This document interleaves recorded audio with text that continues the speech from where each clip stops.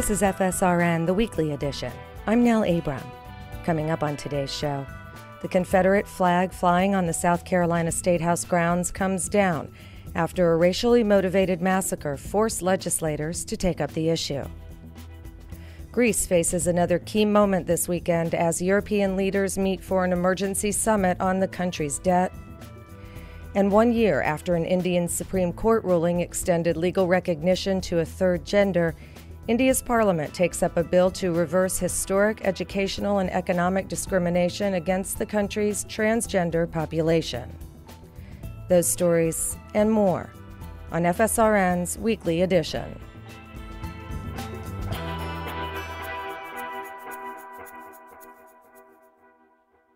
Three weeks after a racially motivated mass murder at the historic Emmanuel AME Church in Charleston, South Carolina, the Confederate flag was permanently removed from the State House grounds Friday morning.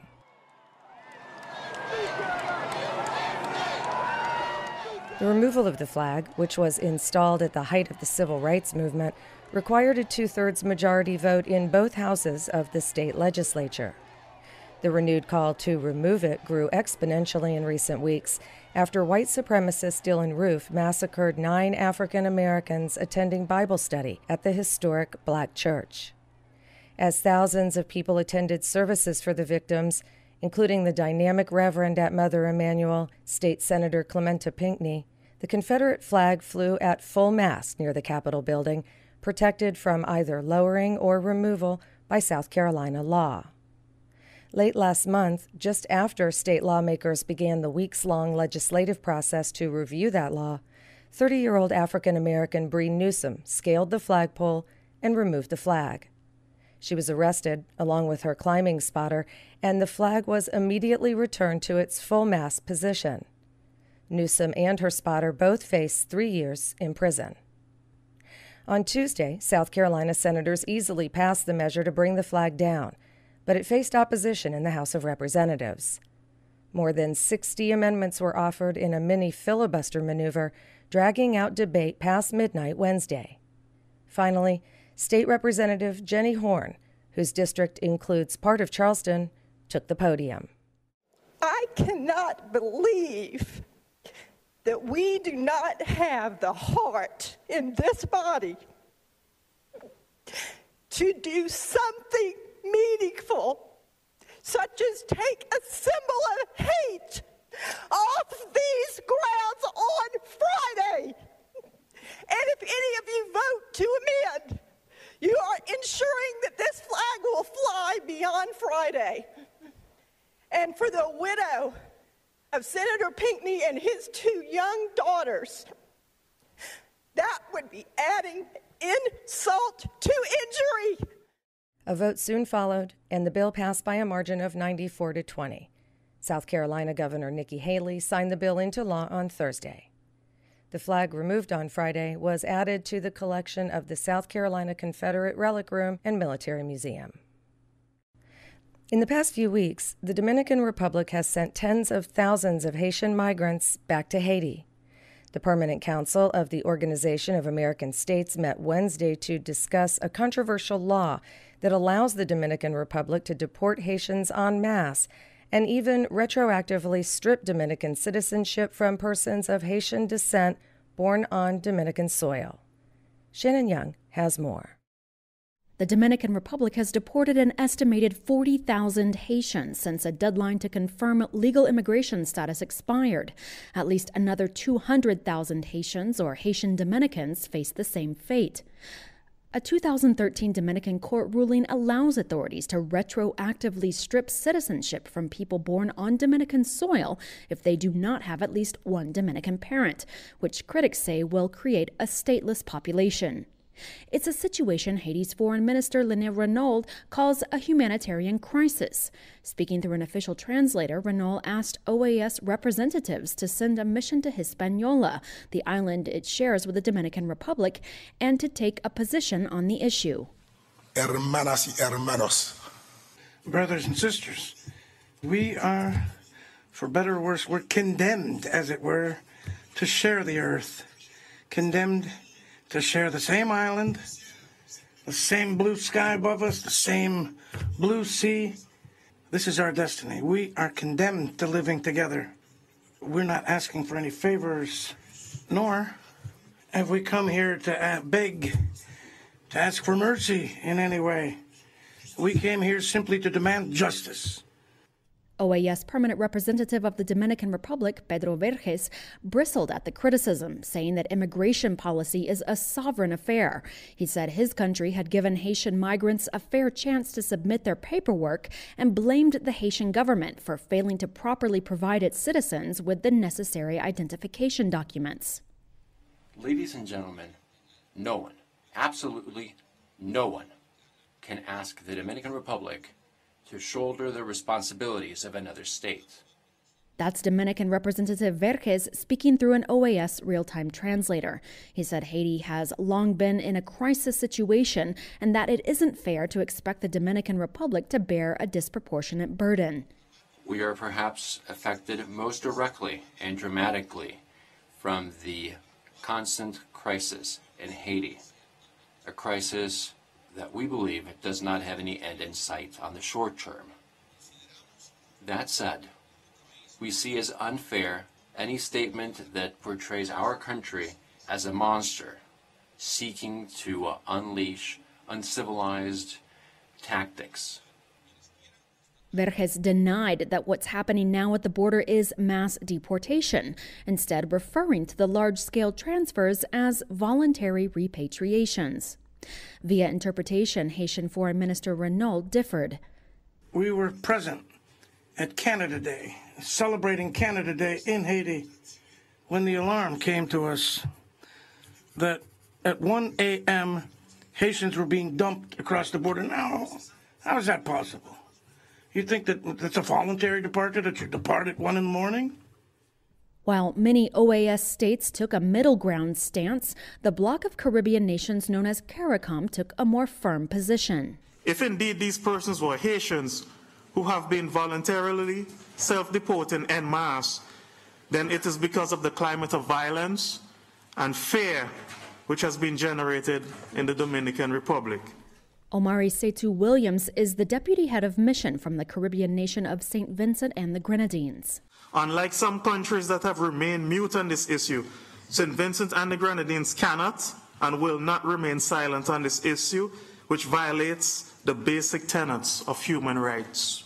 This is simply not a bilateral issue or an issue of a sovereign nation. It is indeed a matter of human dignity, and the egregiousness of the Dominican laws is reflected in the justifiable international outrage in response to the laws. Both Haiti and the Dominican Republic welcomed the proposal to host an OAS delegation to observe the situation at the heart of the dispute. Just when that mission will occur has yet to be determined. For FSRN, I'm Shannon Young.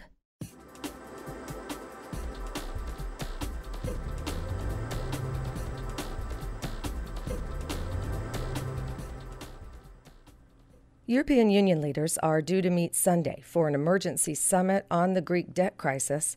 The summit comes exactly 1 week after Greek voters went to the polls and rejected further austerity measures called for by the country's creditors.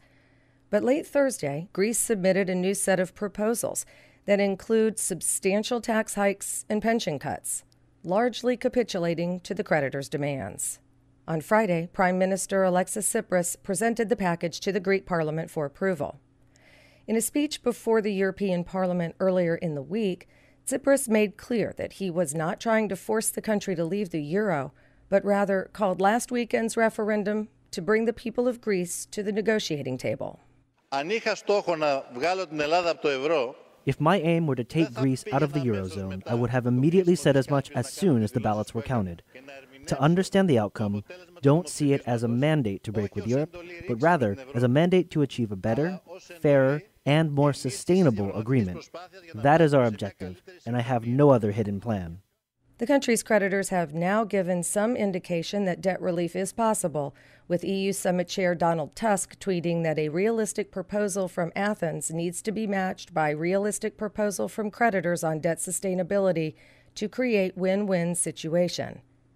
That proposal could include lower interest rates and longer repayment terms on bailout loans, though likely will not include debt forgiveness. Key creditor Germany refuses to consider reducing the principal, despite being a recipient of debt forgiveness after World War II. Banks remain closed in the country, and ATM cash withdrawals limited. Anti-austerity protests are expected as Eurozone finance ministers evaluate the specifics of the Greek proposal. A vote by the full EU summit could come as early as Sunday. Economic pressures are a reality around the world, and bailout deals and financial recovery plans are only the beginning. In the United States, cities that were industrial hubs have seen middle-class manufacturing jobs move abroad to locations where companies can take advantage of significantly lower labor costs and far fewer regulations. In New Haven, Connecticut, a so-called jobs pipeline created by labor unions and community advocates, city officials, and the city's largest employers has had some success in placing city residents in jobs over the past 2 years. But the unemployment rate for African Americans and Latinos is still about twice that of white residents. Melinda Tuhus reports. According to U.S. Census data, there are 83,000 jobs in New Haven. Of those, more than half pay what city officials and labor advocates say is a living wage of at least $20 an hour. But only 9,000 of those living wage jobs are held by New Haven residents, and only 2,000 of them by residents in the city's low-income neighborhoods. Beyond addressing unemployment, the city has a vested interest in placing local residents in local jobs. Connecticut is home to 169 cities and towns, each with its own municipal government and tax base. New Haven draws workers from the surrounding county and beyond, but those workers pay taxes where they live, not where they work. A group called New Haven Rising recently held a rally and march for jobs to demand that employers do more. Dominic Dickey was leading chants during the high-energy march. We want our job to come back to the city. We want the money to come back to the city. We want equality to come back to the city. We want to keep doing this. We want to keep the job flowing to our residents. The unemployment rate for whites in New Haven is about 10%. For African Americans, it's just over 18%, and for Latinos, more than 20%. The city has a storied industrial past. It was an oystering powerhouse for a couple of centuries, starting in colonial days. In 1878, Alexander Graham Bell established the first telephone exchange in the world here. For about a century, from the mid-1800s to the mid-1900s, the city was a major gun manufacturer.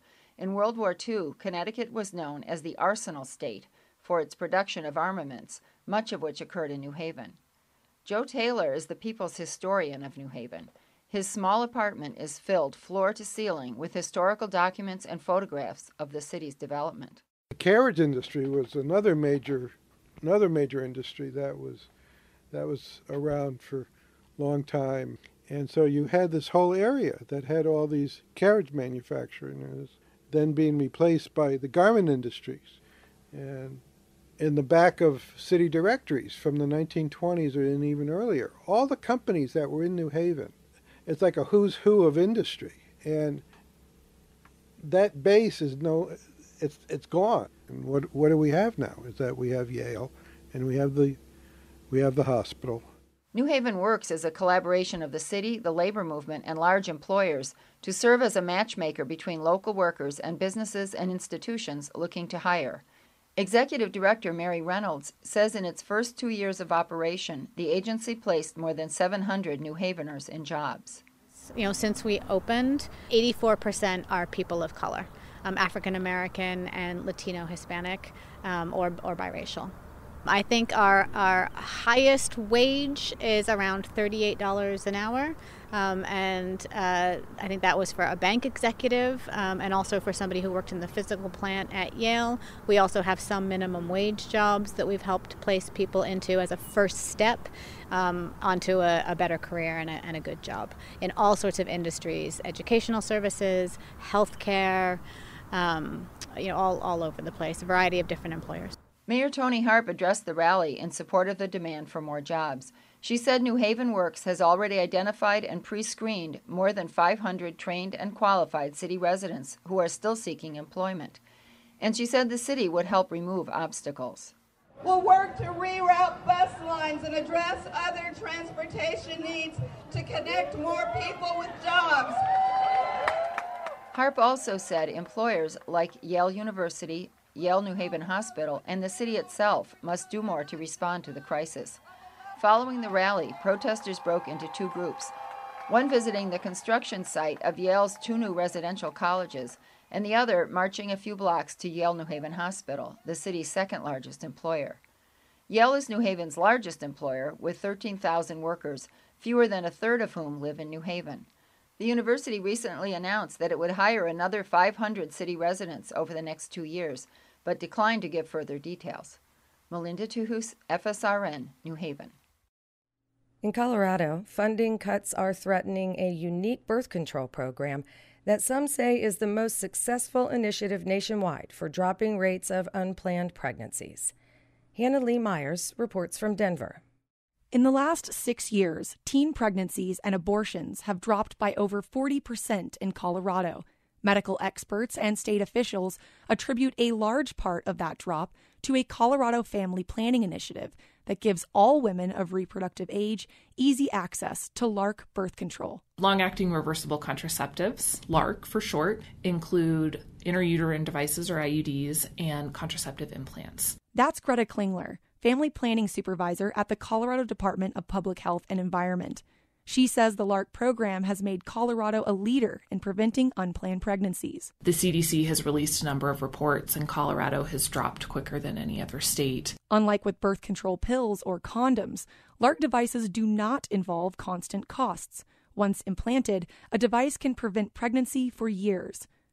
Colorado, with the help of Medicaid expansion and the Affordable Care Act, began allocating state funds towards increasing access to free or low-cost, long-lasting contraceptives. But millions of dollars of private donations made to the LARC program since 2009 gave clinics the ability to train more healthcare providers, stock high volumes of LARC devices, and make them available to any female Colorado resident of reproductive age at little to no cost. Late last month, the millions of additional dollars donated to the program by private funders ran out, leaving the LARC program to rely on significantly lower funding provided by the state. And since the Republican-controlled Colorado Senate voted down a ballot measure to use state dollars to fill the funding gap, medical providers and state officials are now scrambling to secure a replacement. Elizabeth Romer, director of the Family Planning Program at Children's Hospital Colorado, says female patients regularly express just how important the LARC program is to them. Every single one of us who is in this field, whether we're here or in a rural area in Colorado, knows what it's like to have that interaction with a patient who gives a sigh of relief or even gets tears in her eyes and says, "I am so grateful for this program and what it has allowed me to do." Limited state funds are sustaining the LARC Colorado Family Planning Initiative, while state officials, lawmakers, nonprofits, and healthcare providers seek replacement funds from the private sector. But as time passes and state funds dwindle, many clinics will have to downsize the program, putting LARC birth control, which can cost up to $900 out of pocket, out of reach for many low-income women. Hannah Lee Myers, FSRN, Denver.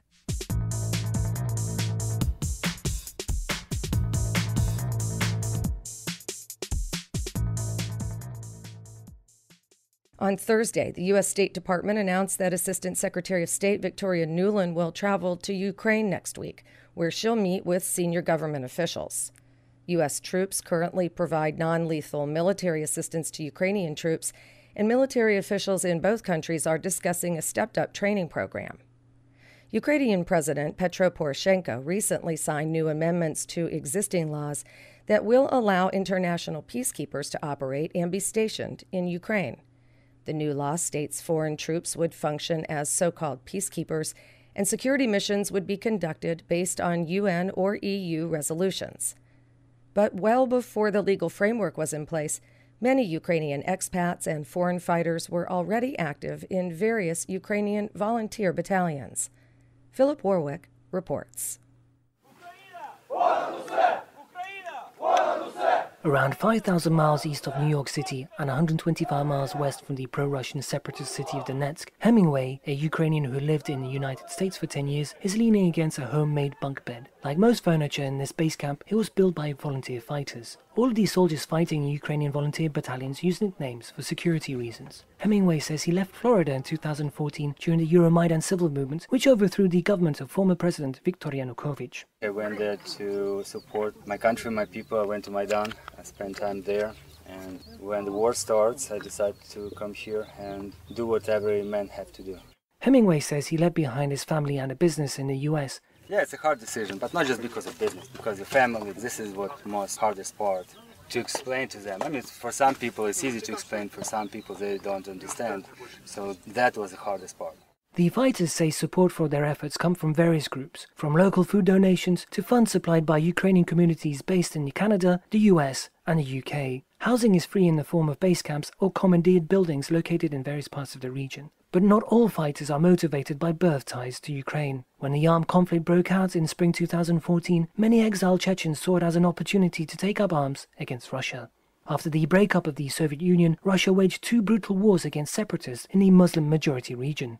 Mujahi, a Chechen fighter in one of the volunteer battalions active in eastern Ukraine, says he sees a parallel with what happened in his homeland. If people let this go, become indifferent, the same will happen to the region as happened in Chechnya. Russian colonization, which means the destruction of the Ukrainian language and culture and so on. That's how I see things developing. We have come here, I repeat, for the sake of the Ukrainian people, not for the generals and higher authorities, so that the Ukrainian people can be free. While Ukraine is predominantly Christian Orthodox and Chechnya is mostly Muslim, Mujahi says a shared history of resistance to Russian intervention unites the two regions. The Russian Federation is a very big aggressor. Over the past 150 years, they have been responsible for 38 conflicts. To come to help a neighborly nation, the Ukrainian nation, I have a purpose. For me, this is simply not a war. It's about showing people that some of us are not willing to stand by indifferently when Russia tears Ukraine apart. Countries and regions bordering Russia have found themselves at odds with the Kremlin over the centuries, Chechnya being one example and Poland being another. Ukraine and Russia both border Poland, which holds up NATO's eastern flank. Vadim, a Pole, says he's fighting Ukraine because he has a Ukrainian grandfather and sees a similarity between the current situation and the Polish pro-democracy solidarity movement of the 1980s. Russian news reports allege Poles make up the largest number of foreign fighters in Ukraine, something Vadim denies. There are very few fighters from Western Europe. In my battalion, I am the only citizen from the West. There are a few Georgian and Russian citizens who are in the process of receiving Ukrainian citizenship. In the Ukrainian Azov battalion, I personally met 2 Croats, but there are no international brigades or hired fascist mercenaries. This is a fabrication of the Russian propaganda machine. 5 months ago, leaders of France, Russia, Germany and Ukraine met in the Belarus capital to sign a new peace deal known as the Minsk II Agreement. The Organization for Security and Cooperation in Europe, which oversaw the talks, also observed the withdrawal of heavy weapons. But Vadim and other foreign fighters in Ukraine remain skeptical of the current ceasefire. There is no ceasefire here. You have men killed and wounded here. The war continues here. We know who we faced up against. These are not separatists. They are regular Russian units in addition to their gangs who are under orders from Russian officers. With some hoping for the war to end soon and recent skirmishes intensifying in frontline hotspots, just how much longer these foreign fighters will serve in Ukrainian volunteer battalions is unclear.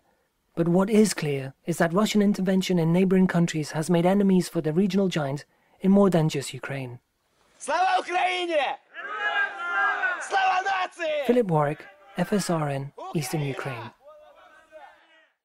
It's been more than a year since India's Supreme Court issued a landmark ruling legally recognizing a third gender, thereby becoming the world's 7th country to do so. But even though the High Court also extended equal protection under the law, many transgender people in the country still face discrimination. India is now considering affirmative action type legislation to provide them better opportunities in education, employment, and financial aid. FSRN's Jasvinder Sahgal reports.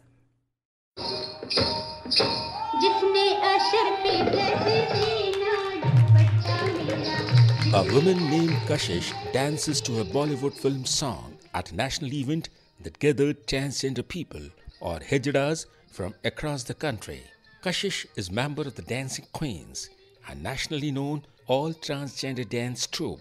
After the performance, Kashish explains why she joined the group. मेरे साथ कभी ऐसा हुआ था जब मैं first time. When I first started working as an office receptionist, strange things happened to me on the job.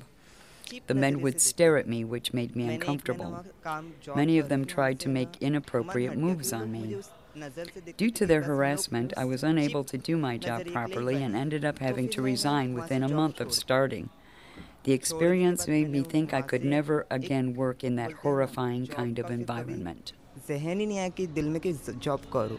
Discrimination and limited employment opportunities economically marginalize transgender people in India.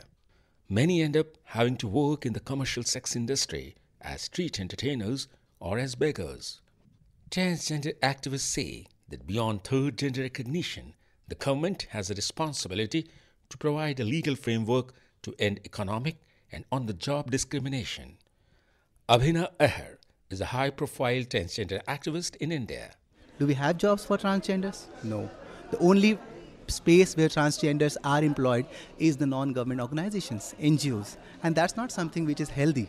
I want to see people employed in the media. I want to see people who are taking my interview. I want to see a ticket collector who's a transgender. The government has to realize that if you don't give an opportunity, special privilege to these people will not be able to come to equal power. India's upper house of parliament has already passed a bill to increase access to educational and economic opportunities via affirmative action type mechanisms. A vote on the bill, known as the Transgender Persons Provision of Social Security Bill, is pending in the lower house. Lakshmi Narayan Tripathi, a noted Hindi film actress, represents the Asia-Pacific region at the United Nations. She is the first transgender person to do so. We should unite in calling on our parliamentarians to vote in favor of the bill. I will personally meet with all of my area's parliamentarians and will not spare any one of them. Imagine if they don't vote in our favor. We are still struggling even after the Supreme Court's verdict. If we don't do anything today, our community will be begging on streets for the next 200 years, and our future generations will be forced to sell our bodies for loose change. India's 2014 Supreme Court ruling to recognize hijras as a third gender did away on paper with what had been a major legal barrier, but in practice, discrimination in the workplace and in schools remains common. Ambalika Roy is the lawyer who successfully petitioned the Supreme Court in the landmark case. A law cannot change the mindset of people. It is just a weapon to help the community access their rights. From the schools, you're dropping out because you don't get the kind of a protection which you require because you're different. You cannot work safely because you don't have any sexual harassment at workplace laws. The system should provide you that kind of a protection so that you don't get into that traps of constant harassment and constant discrimination. The Transgender Persons Bill, currently before the lower house of Parliament, is expected to be discussed later this month. Jaswinta Sehgal, FSRN, New Delhi, India. And that does it for this week's program. FSRN is supported by the radio stations that carry our show and by listeners like you. You'll find more information online at fsrn.org. Louis Reining at WTJU in Charlottesville, Virginia provided technical support. Shannon Young provides editorial services from Oaxaca, Mexico. Music in today's program is by Giuseppe Salzio via Gemendo.com. From Tampa, Florida, I'm